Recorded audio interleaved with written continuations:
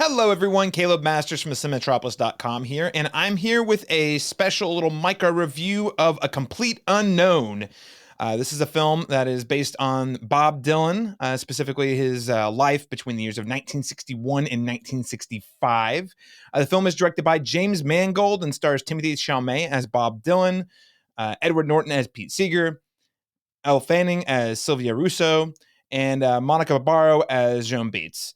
A Complete Unknown opens on Christmas Day, so it's that or Nosferatu are the two big new releases that day. So let me tell you a little bit more about the film according to IMDb. So the film is described as, at the Newport Folk Festival in 1965, a young Bob Dylan shakes up his act on the folk music scene by going electric and sirening rock as the voice of generation defining one of the most transformative moments in the 20th century of music. So the film is co-written and directed by James Mangold, as I mentioned a moment ago, and he's really no stranger to this specific genre or subgenre, I should say, and this is the musician biopic. He also co-wrote 2003's critical and box office hit Walk the Line. That's the Johnny Cash biopic starring Joaquin Phoenix and Reese Witherspoon. And even though he's successfully dabbled in other historical dramas, such as I like to call it 2019's Dad movie of the year, Ford versus Ferrari, his return to this specific subgenre is an interesting and perhaps very challenging choice for him. So a little more context here before I actually get to my review. The formula behind the musical biopic has, by and large, really become stale and rote. It's been done to death. There are so many films that have followed a very similar formula as Walk the Line. I'm thinking, of course, about Ray, Bohemian Rhapsody, Straight Outta Compton, Jersey Boys, Respect. Those are just a few. There are dozens more of them out there that you can find just by looking up the genre. And I would even say Walk the Line, though being the best version of that, is also very much playing into so many tropes about, I had a rough childhood. Oh, my dad thought the wrong kid died. I'm super successful, and now I'm into drugs, and now I'm spiraling, and I've got to have my wife to lift me up out of this dark place. So again, that's sort of a very standard formula that Hollywood is very well aware of. So well aware of, there have actually been two very notable parodies of this specific subgenre of the musician biopic. Most notably, or most recently, I should say, is Weird. That is the Weird Al biopic starring Daniel Radcliffe. And the other one, a little older, 2007, Walk Hard, the Dewey Cox Story. These are both satires that are sending off that formula, which has, since their release, really made it hard to take these sorts of musical biopics as seriously. So keeping all of this in mind, the challenge for James Mangold is to return to this genre to attempt another good old-fashioned musician biopic. This is a significant choice, a really unique challenge. It's sort of like going back to your hometown and showing people that you still got it. So I think the big question on my mind going into A Complete Unknown is, does the film succumb to those cringeworthy tropes like I mentioned, the wrong kid died, or does it provide a compelling story about the life of Bob Dylan that sort of blazes its own path that's separate from that formula? So just to get into my overall thoughts here, I think this is a very, very good film that is smart and fortunately avoids falling into those traps of the formula that I just mentioned for, I would say, two main reasons. First reason, the film focuses on a very specific chapter of Bob Dylan's life. So like I said, 1961 to 1965. This is sort of when he's making his break, and eventually, towards the end of the film, makes the switch to full electric. This is a story about his early career instead of trying to tell a whole nuts and bolts story about, everything that Bob Dylan has ever experienced. In fact, it's quite the opposite. This film goes out of its way to not tell you all of the details about Bob Dylan's life, why he's making decisions, why he is so anti-system. They don't really get into any of that, which in this case, I think is a feature. So that's reason number one that I think it sort of avoids those common tropes. And number two is simply that the beats of this specific story, they're less about Bob Dylan sort of overcoming demons or internal demons. Think like the Johnny Cash or the Ray, those movies where he's battling drugs, alcoholism, womanizing, what have you. This film is more about this very specific moment in time and why and how his choice to switch from the more traditional folk music analog to full electric really changed the trajectory of folk music. So the story beats and idea driving the narrative are fundamentally different and more focused on what most biopics think of as a whole life. Why is this person this way? What are all of their greatest hits? We get a lot of Bob Dylan's hits in this film, but it is by no means doing the same thing as those films I mentioned a moment ago. Another big question on everyone's mind is, how good is Timothée Chalamet? Can he pull off Bob Dylan? Bob Dylan has a very distinct and iconic voice, and I'm here to tell you that I think that Timothée Chalamet does a very, very good job. He continues to prove that he's one of the most talented performers emerging from a sort of a new generation of movie stars that also includes people like Sydney Sweeney, Zendaya, and a number of others that you can look out there, Jacob Elordi being another one. I will say personally, I found his voice to, especially in the first half, tended to slide a little bit more into the I'm doing a Bob Dylan impression from time to time. But overall, if we take the performance as a whole, I think he really gets lost in the performance, specifically in the second half of the film, I would say. He's also very good as a musician. Now, if you are a lifelong Bob Dylan fan, it's probably going to take a moment to adjust to the fact that you're like, ooh, that's not Bob Dylan's voice quite. That's Timothée Chalamet playing Bob Dylan, singing the song. So a little bit of an adjustment, but overall, I think that's a high order for someone to step into this very specific role and being able to sing. So again, Timothée Chalamet, very, very good. Oscar qualifying, well, we'll talk about that in a moment. My actual favorite performance, it was very unexpected, was Edward Norton as Pete Seeger.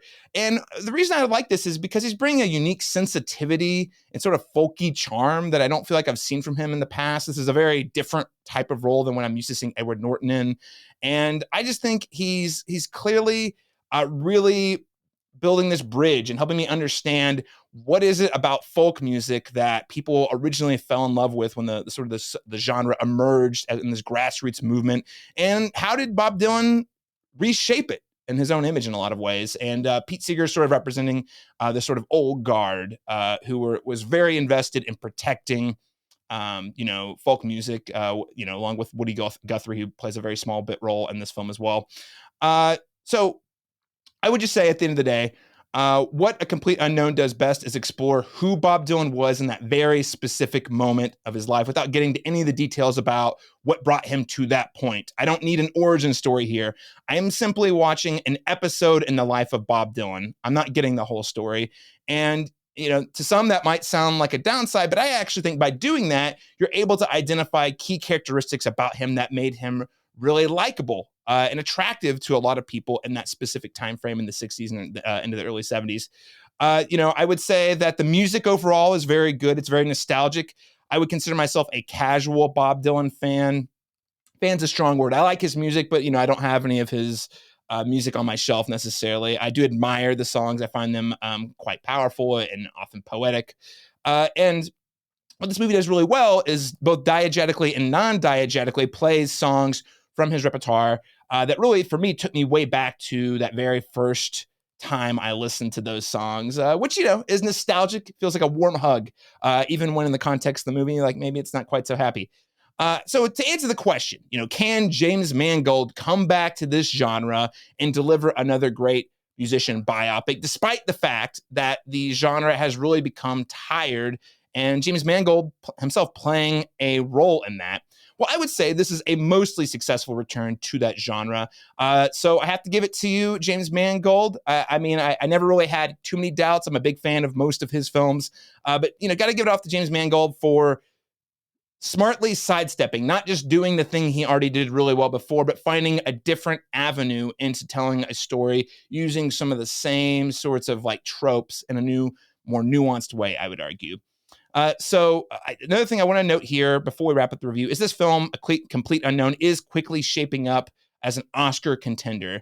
And though I will say I did really enjoy my time with the film, and I admired quite a lot about it, giving it the Best Picture, I guess maybe a nomination, but definitely the award, or giving Timothée Chalamet Best Lead Actor, that feels like a little bit of an over-appraisal to me. I really like what I'm seeing here, but in terms of movies that really are bold and stand out and do something new and inventive and different, I don't really think this movie is quite there. I think it's very solid, not groundbreaking, not innovative. It's not making me really rethink Bob Dylan much. It is, helping me appreciate his music a bit more. I would say it's not as nuanced as the fictional, another movie about folk music, Inside Llewyn Davis. It's certainly not as groundbreaking as Walk the Line. And it's not even Timothée Chalamet's best performance in the last 5 years, I don't think. It is simply a very good and surprisingly fresh take on a very familiar genre featuring one of history's most beloved musicians. Is it one of this year's best movies? I don't think so. It's not going to be in my top 10. I know it's really starting to rack up those awards nominations and showing up on some folks' lists. This is not going to be top for me this year, but I did like it quite a bit. So overall, how would I recommend this film? Well, if I'm going to go on the scale that we use on the Cinematic Schematic podcast, I'm going to give this a solid B. Or if you're a Bob Dylan fan, maybe go as far as giving it a B+. I think there's a lot to like if you have that emotional connection, that nostalgia, and that affection for Bob Dylan as a musician. If that music has meant something to you at some point in your life, I think you're really going to find a lot to like and maybe even love with this film. If you're a fan of historical dramas, this film does capture a moment in time in the early 60s that I also thought was really well done in terms of sort of establishing the time, the place, the politics of the era that sort of really inspired and shaped Bob Dylan's sort of like anti-fascist ideas into his songs. So I think all of that is very present and very good. So if you're a fan of historical dramas or Bob Dylan, I think there's a lot to like here. I guess if you're a fan of Timothée Chalamet, show up just because he's pretty good. Otherwise, I don't really know that this is a film that you need to rush out to the theater and check out. If you're not really connected to any of those things, Bob Dylan, the historical genre, or Timothée Chalamet, this is simply going to feel like an old-fashioned drama that maybe doesn't have quite the oomph from that nostalgia. It's going to push you over into really feeling and jiving with the movie. But if you are in that group, I would say come Christmas Day or during the Christmas season, take the family out to the theater, take your parents, your grandparents, maybe if you're trying to introduce some kids to Bob Dylan, I say kids, more like teenagers, probably the older kids. This is worth your time.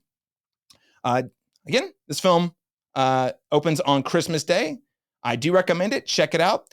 Thanks so much for tuning into today's quick review. You can learn more at thecinematropolis.com. We have lots of reviews, including our podcast, The Cinematic Schematic, and review column from LaRon Chapman, Real Insights with LaRon over there.